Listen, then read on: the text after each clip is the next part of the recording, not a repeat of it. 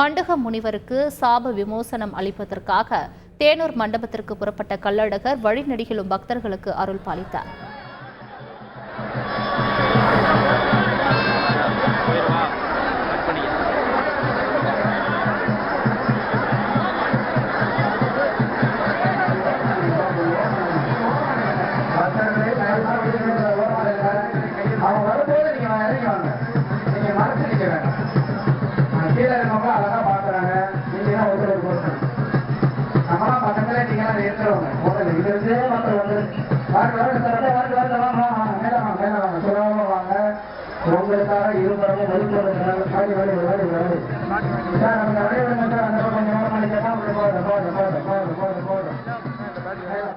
இது தொடர்பான மேல விவரங்களை தருவதற்காக எமது செய்தியாளர் மாரிசாமி இணைப்பில் இருக்கிறார். மாரிசாமி வணக்கம். தற்பொழுது விழா எவ்வாறு நடைபெற்று வருகிறது? கூடுதல் விவரங்கள். உலக புகழ்பெற்ற சித்திரை திருவிழா மதுரையில் நடந்து வருகிறது. இது மதுரையில் இப்போது நீங்கள் பார்த்து கொண்டிருப்பது மண்டுக முனிவருக்கு கள்ளழகர் சாப விமோசனம் அளிக்கும் நிகழ்வு. இந்த நிகழ்வானது மதுரை வண்டியூர் தேனூர் மண்டகப்படி என்று சொல்லக்கூடிய அந்த தேனூர் மண்டகப்படியில் நடைபெற்று வருகிறது. இதன் வரலாறு பார்த்தோமானால், மதுரை கள்ளழகர் சித்திரை திருவிழா கடந்த 19ஆம் தேதி தொடங்கிய நிலையில் நேற்று அதிகாலையில் லட்சக்கணக்கான பக்தர்கள் முன்னிலையில் கள்ளழகர் வைகை ஆற்றில் எழுந்தருளினார். இந்த நிகழ்வில் லட்சக்கணக்கான பக்தர்கள் கலந்து கொண்டனர். இதில் தங்க குதிரை வாகனத்தில் கள்ளழகர் வைகை ஆற்றில் எழுந்தருளினார். பின் மலிச்சயம் ராமராயர் மண்டகப்படியில் அவருக்கு தீர்த்தவாரி என்று சொல்லக்கூடிய அந்த தண்ணீர் வீச்சும் நிகழ்வு நடைபெற்றது. அதனை தொடர்ந்து பல்வேறு மண்டகப்படிகளில் பக்தர்களுக்கு அருள்பாலித்துவிட்டு அண்ணா நகர் வழியாக வண்டியூரை சென்றடைகிறார் கள்ளழகர். வண்டியூரில் வீரராகவ பெருமாள் கோவிலில் நேற்று இரவு தங்குகிறார். தங்கி இன்று காலை கருட வாகனத்தில் சேவையாகி இன்று காலை அவர் கள்ளழகர் அந்த வீரராகவ பெருமாள் கோவிலில் இருந்து புறப்பட்டு அவர் தேனூர் மண்டகப்படி, வண்டியூரில் உள்ள தேனூர் மண்டகப்படி, வண்டியூர் பகுதியில் உள்ள வைகை ஆற்றில் இருக்கிறது அந்த மண்டகப்படியானது. அந்த மண்டகப்படியில் மண்டுக மாமுனிவருக்கு சாப விமோசனம் அளிக்கும் நிகழ்வில் கலந்து கொள்கிறார். அந்த சாப விமோசனம் அளிக்கும் நிகழ்வை தான் தற்போது நேரலையாக பார்த்து கொண்டிருக்கிறீர்கள்.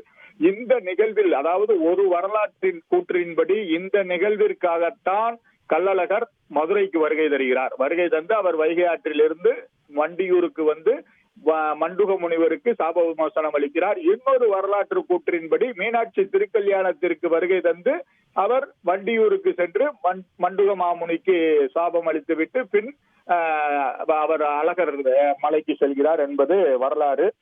அதுபோக இந்த வரலாற்றின்படி தேனூர் மண்டகப்படியில் எழுந்தருளி மண்டுக மாமுனிக்கு சாபம் அளிக்கிற நிகழ்வானது ஆண்டுதோறும் மண்டகப்படியின் கீழ்ப்பகுதியிலேயே நடந்து வந்தது. தற்போது 62 ஆண்டுகளுக்கு பின்னர் 3வது ஆண்டாக தொடர்ச்சியாக கடந்த 2 ஆண்டுகள், தற்போது 3வது ஆண்டு இந்த மண்டபம் கட்டி நன்றாக பராமரித்து இந்த மண்டபமானது இப்போது பார்த்திருப்பீர்கள். அந்த உயரமான மண்டபம் கட்டி 3 ஆண்டுகள் ஆகிவிட்டது. 3 ஆண்டுகளாக கள்ளழகர் மேல் இருப்பார். கீழே மண்டுக மாமுனிக்கு தனியாக ஒரு குளம் அமைக்கப்பட்டு அந்த குளத்தில் தேனூர் மண்டகப்படியின் முன்பாக திருக்குளம் போன்ற வடிவமைக்கப்பட்டு நீர் நிரப்பப்பட்டு பூக்கள் மற்றும் மண்டுக மாமுனியின் அந்த சிலை வைக்கப்பட்டு நாரை ஒன்று கட்டி வைக்கப்பட்டிருக்கும். அந்த பின்னர் சேஷ வாகனத்திலிருந்து சிறப்பு பூஜைகளுக்கு பின்னர் கருட வாகனத்தில் எழுந்தருளிய சுந்தரராஜ பெருமாள் நாரைக்கு முக்தி அளிக்கும் வகையில் அங்கு கட்டப்பட்டிருக்கும் அந்த நாரை பூஜைக்கு பின்னர் அந்த நாரை பறக்க விடப்படும். அந்த நேரலை காட்சிகளாக பார்த்து கொண்டிருக்கிறீர்கள். பின்னர் மண்டுக மாமுனிவரின் உருவ மண் சிலைக்கு நம்மாழ்வார் திருமொழி பாடல் பாடப்பட்டு சாப விமோசனம் வழங்கும் பூஜை நடத்தப்படுகிறது. அதன் பின்பு அந்த இப்போது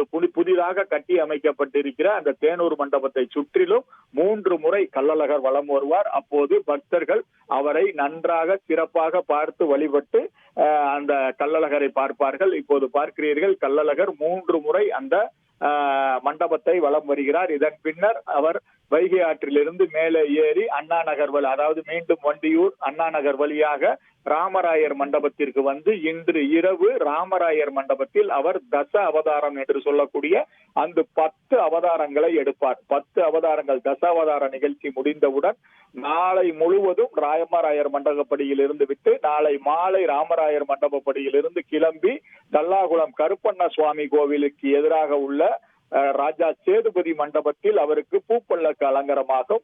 பூப்பல்லக்கு அலங்காரமான பின்னர் தல்லாகுளம் கருப்பண்ண சுவாமி கோவில் வாசலில் பூப்பல்லக்கு வைத்து அதன் உள்ளே அழகரை வைத்து ஆட்டம் ஆடுவார்கள். அந்த பூப்பல்லக்கில் ஆட்டம் ஆடுவார்கள். பூவெல்லாம் உதிர்ந்துவிடும். டன் கணக்கில் பூ வரவழைக்கப்பட்டு அந்த பூ பல்லக்கானது ஜோடனை செய்யப்படும். அந்த பூ பல்லக்கில் வைத்து அழகரை வைத்து ஆட்டமாடி பின்னர் அப்படியே மதுரையிலிருந்து அழகர் மலைக்கு செல்லுவார்.